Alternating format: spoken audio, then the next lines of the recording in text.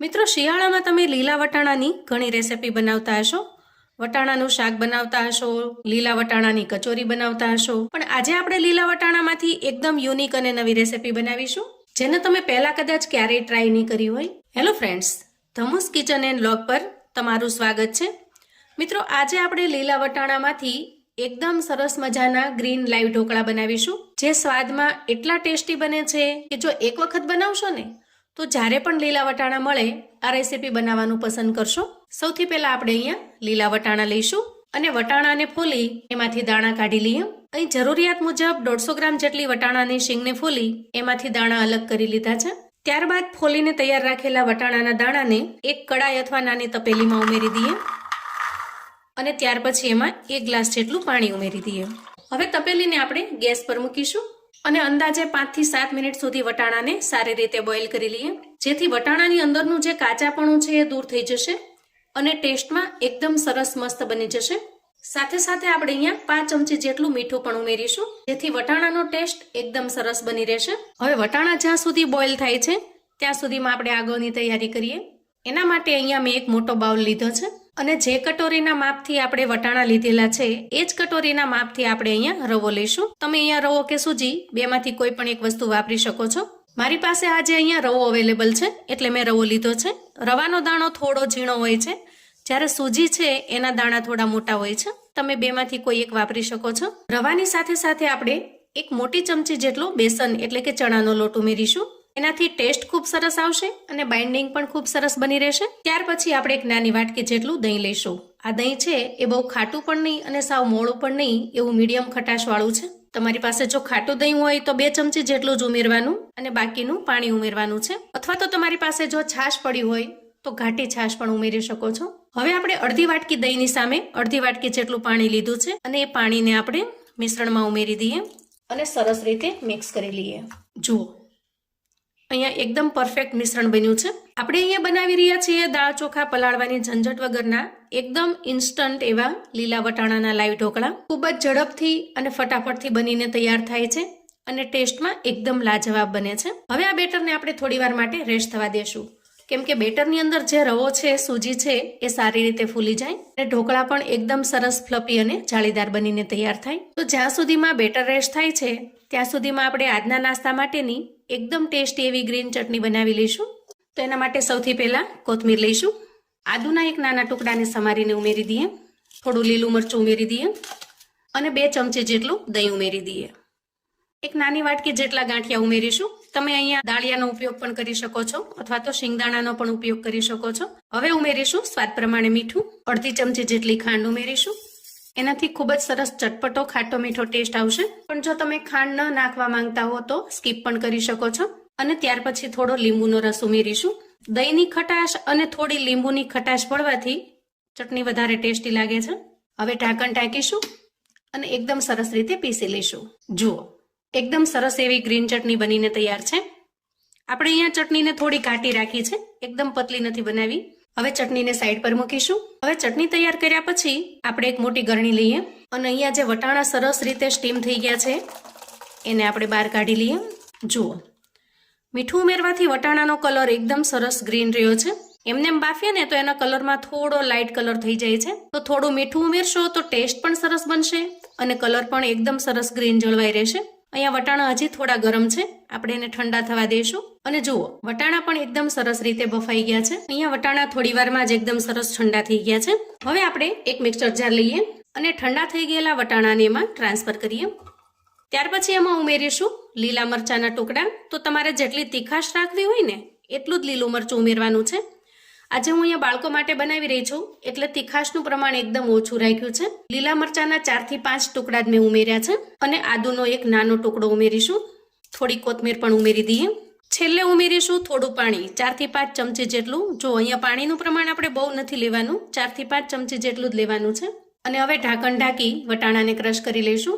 વટાણાને આપણે મિક્સચરને પલ્સ મોડમાં ચલાવીને ક્રશ કરીશું, જેથી વટાણાની એકદમ ઝીણી પેસ્ટ ન બનતા થોડા અધકચરા ચંક્સ વાળા બને. જુઓ, આ રીતે વટાણાને આપણે ક્રશ કરી લીધા છે, જેથી ઢોકળાનો ટેસ્ટ એકદમ મસ્ત આવશે. હવે ક્રશ કરીને તૈયાર કરેલા વટાણાને આપણે સાઈડ પર મૂકીશું અને બેટરને ચેક કરીશું. જુઓ, અહીંયા થોડી વાર રેસ્ટ થવાથી બેટર એકદમ સરસ ઘાટું બની ગયું છે. ત્યાર પછી તૈયાર કરેલી વટાણાની પેસ્ટને આપણે બેટરની અંદર ઉમેરી દઈએ. મિક્સર જારમાં પણ 2 થી 4 ચમચી જેટલું પાણી ઉમેરી બધું જ મિશ્રણ લઈ લેશું જેથી વેસ્ટ ન જાય. હવે વટાણાની જે પેસ્ટ બનાવી છે બેટરની અંદર મિક્સ કરી લઈશું અને ત્યાર પછી આપણે આમાં મસાલા કરી લઈશું. સૌથી પહેલા અહીંયા એક નાનો કટકો ગાજરનો ઝીણો ખમણી લીધો છે, એને ઉમેરી દઈએ. તો તમે આ ઢોકળાની અંદર થોડા વેજીટેબલ્સ પણ ઉમેરી શકો છો.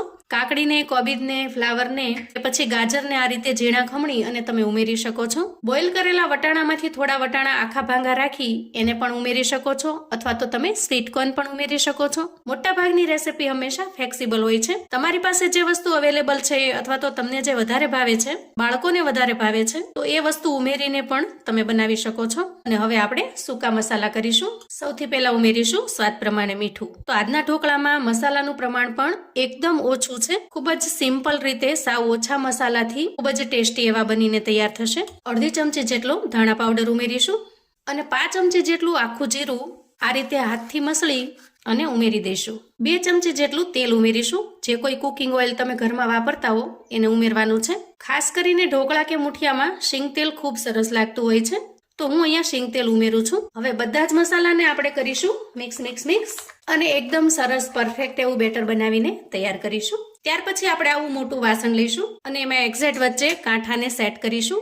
અહીંયા કાંઠો કે સ્ટેન્ડ જે તમારી પાસે હોય એને તમારે સેટ કરવાનું અને એના ઉપર કોઈ એવી ડીશ કે પ્લેટને સેટ કરીશું જે આરામથી સેટ થઈ શકે. અને ત્યાર પછી લીધેલી પ્લેટને આપણે ઓઇલથી ગ્રીસ કરી લઈએ. હવે વાસણની અંદર અંદાજે 1.5 થી 2 ગ્લાસ જેટલું પાણી ઉમેરી દઈએ અને કડાઈને ગેસ પર મૂકીશું જેથી બેટર તૈયાર કરીએ ત્યાં સુધીમાં પાણી પણ ખૂબ સરસ રીતે ગરમ થઈ જશે. હવે ઢોકળાને એકદમ સરસ ફ્લપી જાળીદાર બનાવવા માટે આપણે ઉમેરીશું ઈનો ફ્રૂટ સોલ્ટ અને થોડું પાણી નાખી ઈનો એક્ટિવેટ કરી લઈશું અને બેટરમાં સરસ રીતે મિક્સ કરી લઈશું. તમે અહીંયા ખાવાનો મીઠો સોડા પણ ઉમેરી શકો છો, પણ ઈનોથી ખૂબ સરસ રિઝલ્ટ આવે છે ઢોકળામાં.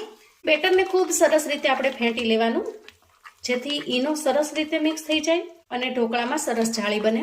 હવે ઓઇલથી ગ્રીસ કરેલી પ્લેટ લઈ લઈએ અને બેટરને એમાં ટ્રાન્સફર કરી દઈએ અને આ રીતે ટેપ કરી થાળીમાં સરસ રીતે ફેલાવી દઈએ. હવે જુઓ, આપણે પાણીને અગાઉથી ગરમ થવા માટે મૂકી દીધેલું છે એટલે સરસ રીતે ગરમ પણ થઈ ગયું છે.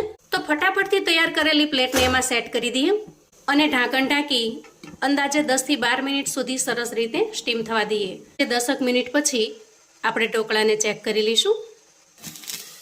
વાહ, જુઓ એકદમ સરસ ફ્લપી અને જાળીદાર બન્યા છે. અને ઢોકળાને ચેક કરી લઈએ. જુઓ, ટૂથપીક એકદમ સરસ ચોખ્ખી બહાર આવે છે, મતલબ કે ઢોકળા ખૂબ સરસ રીતે સ્ટીમ થઈ ગયા છે, પરફેક્ટ કુક થઈ ગયા છે. હવે તૈયાર થયેલી પ્લેટને આપણે બહાર કાઢી લઈએ અને થોડી વાર માટે ઠંડી થવા દઈએ. પ્લેટ એકદમ સરસ ઠંડી થઈ ગઈ છે. તો સૌથી પહેલા આપણે એની કિનારી છોડાવી લઈએ અને મનપસંદ પીસમાં કટ કરી લઈએ. રૂટીન ઢોકળા કરતાં આ ઢોકળાનો ટેસ્ટ એકદમ સરસ લાજવાબ બને છે. વળી લીલા વટાણાની સાથે થોડા વેજીટેબલ્સ ઉમેરેલા હોવાથી એકદમ હેલ્ધી પણ બની રહે છે. જ્યારે પણ મન થાય ફટાફટથી બનાવીને તૈયાર કરી શકો છો. સાંજે નાની મોટી ભૂખમાં અથવા તો સવારે બ્રેકફાસ્ટમાં બાળકોને કે મોટા વડીલોને પણ લંચ બોક્સ કે ટિફિન બોક્સમાં પણ આપી શકાય એવા સરસ બને છે. જુઓ, અહીંયા તમે ઢોકળાની જાળી જોઈ શકો છો. એકદમ સરસ પોચા રૂ જેવા અને ખૂબ જ સરસ ફ્લપી એવા બન્યા છે. ખૂબ જ ટેસ્ટી અને લાજવાબ બને છે. આ ઢોકળાને તમે સિમ્પલ આ રીતે પણ ખાઈ શકો છો, ચાની સાથે અથવા તો કોઈ ચટણીની સાથે એકદમ ટેસ્ટી એવા લાગે છે. આપણે આજે બનાવેલી ગ્રીન ચટણી સાથેનું એનું કોમ્બિનેશન એકદમ સરસ જોરદાર બને છે. આ ઢોકળાને વધારે ટેસ્ટી બનાવવા માટે આપણે ઉપર થોડો વઘાર ઉમેરી દઈએ. તો એના માટે અહીંયા વઘારિયાની અંદર 1 થી 1.5 ચમચી જેટલું તેલ ગરમ કરી લીધું છે. હવે આપણે એમાં 1 ચમચી રાઈ ઉમેરી દઈએ, થોડા મીઠા લીમડાના પાન, થોડા સફેદ તલ ઉમેરીશું અને ચપટી હિંગ ઉમેરીશું અને આ રીતે એકદમ સરસ વઘાર તૈયાર કરી આપણે ઢોકળા ઉપર સ્પ્રેડ કરી દઈએ. 100% ગેરંટી છે મિત્રો કે આ પહેલા ક્યારેય તમે લીલા વટાણાના લાઈવ ઢોકળા નહીં બનાવ્યા હોય. તો આવું અવનવું જાણવા માટે અને મને સપોર્ટ કરવા માટે ચેનલ પર જો તમે નવા છો તો પ્લીઝ ચેનલને સબસ્ક્રાઇબ કરો. વિડીયો ગમે તો લાઈક અને શેર કરો. તમારા સગા સંબંધી મિત્રોને પણ આપણી આજની એકદમ નવી રીતે બનાવેલા ઢોકળાની રેસિપી ચોક્કસથી મોકલી આપજો, જેથી એ લોકો પણ બનાવીને તૈયાર કરી શકે, એન્જોય કરી શકે અને એના પરિવારને પીરસી શકે. કોમેન્ટમાં મને ચોક્કસથી જણાવજો મિત્રો કે આજની એકદમ અલગ રીતે બનાવેલા લીલા વટાણાના લાઈવ ઢોકળાની રેસિપી તમને કેવી લાગી છે. ફરી મળીશું એક નવી રેસિપી સાથે. ત્યાં સુધી આવજો મિત્રો.